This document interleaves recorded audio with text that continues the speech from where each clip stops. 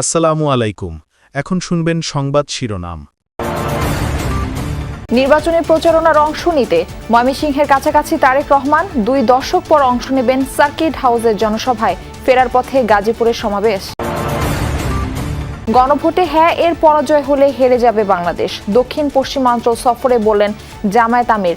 আধিপত্যবাদের বিরুদ্ধে দাঁড়িপাল্লায় ভোট দেওয়ার আহ্বান। অবিরাম গণসংযোগে প্রার্থীরা ভোটারদের মন জয়ে যাচ্ছেন দোরগোড়ায়। রাজধানীতে প্রচার চালাতে গিয়ে আবারও লাঞ্ছিতের অভিযোগ এনসিপি প্রার্থী পাটোয়ার। গণভোটের প্রচার চালাতে পারবেন না মাঠ কর্মকর্তারা, সিদ্ধান্ত ইসির। পোস্টাল ব্যালটে এই পর্যন্ত ভোট দিয়েছেন 4,25,000-এর বেশি প্রবাসী। জুলাই অভ্যুত্থানে প্রথম শহীদ আবু সায়েদ হত্যা মামলার যুক্তিতর্ক শেষ, রায় যে কোনো দিন। রোকেয়া বিশ্ববিদ্যালয়ের ভিসি সহ 30 আসামির মধ্যে গ্রেফতার 6 জন। কমিশনের রিপোর্ট বাস্তবায়ন করবে না অন্তর্বর্তী সরকার, সচিবালয়ে জ্বালানি উপদেষ্টা জানালেন দ্রব্যমূল্যে প্রভাব পড়ার সুযোগ। এতক্ষণ শুনছিলেন সংবাদ শিরোনাম, এবার বিস্তারিত। নির্বাচনী প্রচারের অংশ হিসেবে 22 বছর পর ময়মনসিংহে BNP chairman Tarique Rahman circuit house মাঠে জনসভায় কিছুক্ষণ পর ভাষণ দেওয়ার কথা রয়েছে তার। এরই মধ্যে জনসভাস্থলে লোকে লোকারণ্য। তারেক রহমানের সফর ঘিরে নেতাকর্মীদের মধ্যে বিরাজ করছে উৎসবের আমেজ। এই জনসভায় যোগ দিচ্ছেন বিভাগের 4 জেলার নেতাকর্মী ও সমর্থকরা। 4টি জেলার বিএনপি মনোনীত 24 জন প্রার্থীকে ভোটারদের সাথে পরিচয় করিয়ে দেওয়ার কথা রয়েছে দলের চেয়ারম্যানের। সবশেষ 2003 সালে রোড মার্চ কর্মসূচিতে তারেক রহমান ময়মনসিংহ গিয়েছিলেন।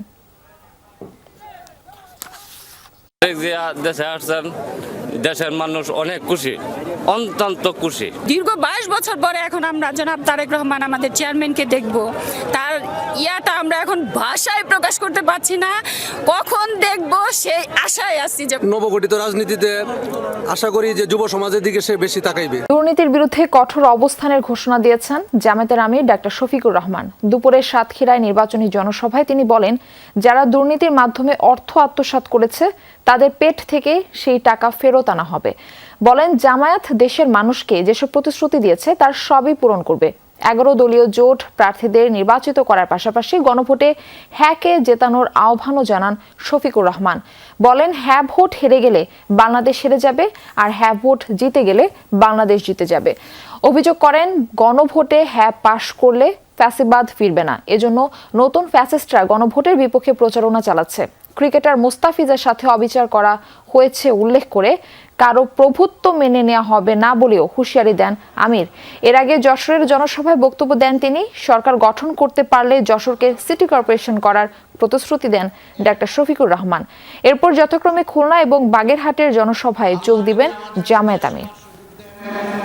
যশোরকে আমরা সিটি কর্পোরেশনে উন্নীত করব। গণভোটে হ্যাঁ মানেই হচ্ছে আজাদি, গণভোটে না তার মানে হচ্ছে গোলামি। গোলামি না আজাদি, গোলামি না আজাদি।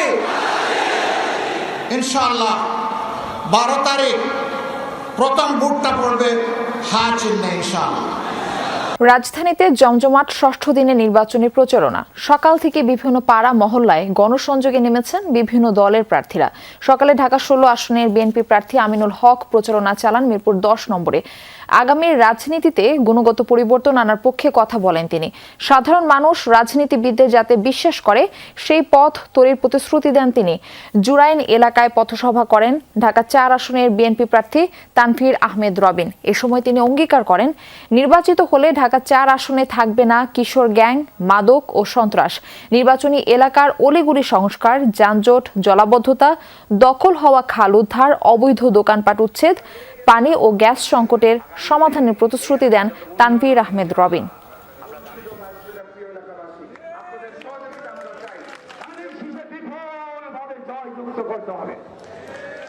আগামী রাজনীতিতে যে গুণগত পরিবর্তন আনতে চাই, সমাজ ব্যবস্থার যে গুণগত পরিবর্তন আনতে চাই, সবচেয়ে বড় বিষয় হচ্ছে যে বিগত সময় আমরা দেখেছি যে ভিন্ন মতের উপরে জুলুম, নির্যাতন, নিপীড়ন হয়েছে।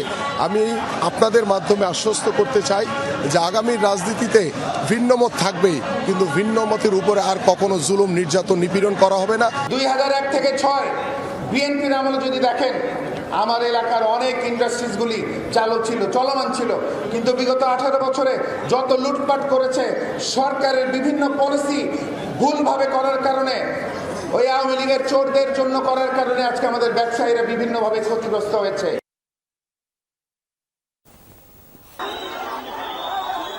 এদিকে ঢাকা ৮-এ নির্বাচনী প্রচারণার সময় বাধা দেওয়ার অভিযোগ এনে শান্তিনগর মোড়ে অবস্থান করে প্রতিবাদ করেছে জামায়াত জোটের প্রার্থী ও এনসিপি নেতা নাসির উদ্দিন পাটোয়ারি।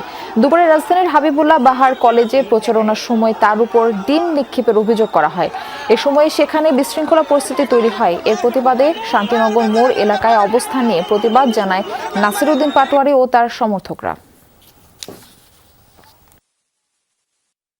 গতকালকে আমাদের আরিফুল ইসলাম আদিবের উপরে মেরেছে এবং বিএনপি হামলা করেছিল। আজকে আমার উপরে ডিম ছুঁড়েছে, অ্যাটাক করেছে।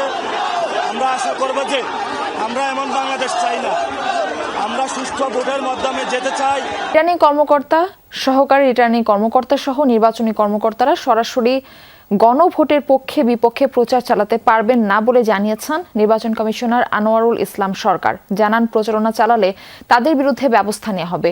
ইসি নিরপেক্ষতা বজায় রাখতে এই সিদ্ধান্ত নেওয়া হয়েছে বলেও জানান তিনি। যারা নির্বাচনের দায়িত্বে returning officer, assistant returning officer থাকবে, তারা কারোর পক্ষে কাজ করবে না।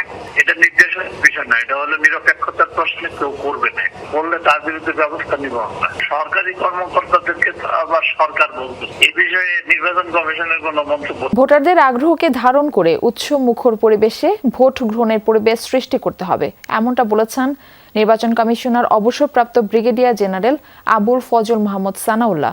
সকালে নোয়াখালীতে আইন শৃঙ্খলা সংক্রান্ত সভায় যোগ দেন তিনি। বলেন, কোনো ভোটারকে যেন কেউ বাধা দিতে না পারে সে বিষয়ে খেয়াল রেখে সবার ভোট প্রদান নিশ্চিত করতে হবে। পোস্টাল ব্যালট প্রবাস ও দেশ থেকে 2 ভাগে হবে। নির্বাচন কমিশন কোনো বিষয়ে ছাড় দেবে না। যথাযথ প্রক্রিয়ায় ভোট না দেয়া হলে সেই ভোট বাতিল হয়ে যাবে বলে জানান নির্বাচন কমিশনার মোহাম্মদ সানাউল্লাহ।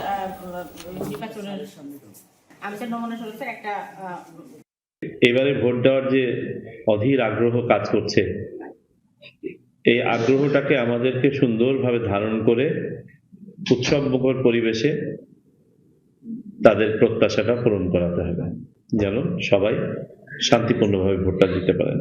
সবাই নিজের ভোটারদেরকে সাথে করে নিয়ে আসুক, এতে কোনো সমস্যা নাই। কেউ যেন কাউকে বাধা দিতে না পারে, এটা আপনাদেরকে নিশ্চিত করতে হবে। জুলাই আন্দোলনের প্রথম শহীদ আবু সাইদ হত্যা মামলার রাষ্ট্র ও আসামি পক্ষের যুক্তিতর্ক শেষ হয়েছে।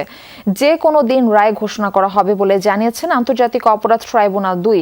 মঙ্গলবার যুক্তিতর্ক হয় মামলাটির। এই মামলায় বেগম রোকেয়া বিশ্ববিদ্যালয়ের সাবেক ভিসি হাসিবুর রহমান সহ 30 জন আসামি।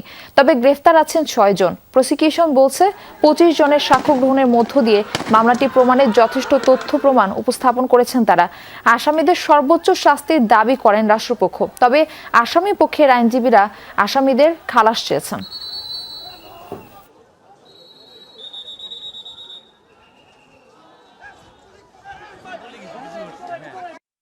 সকলের বিরুদ্ধেই অভিযোগ আমরা প্রমাণ করতে পেরেছি এবং আমরা আশা করছি যে মামলার রায় দ্রুত হবে, কারণ অনারেবল ট্রাইব্যুনাল এটা অপেক্ষমান তালিকায় রেখেছেন আশুলিয়ার লাশ পোড়ানোর মামলার মতো। আমরা আশা করছি খুব শীঘ্রই এই মামলার রায় আমরা পাবো। তারা তো বলতে পারতেছে না যে এই গেঞ্জি সামনের না পিছনের, তার মানে হলো ডাউট ইজ ক্রিয়েটেড। এই ডাউটের কারণে আসামিগণ খালাস পাইবেন।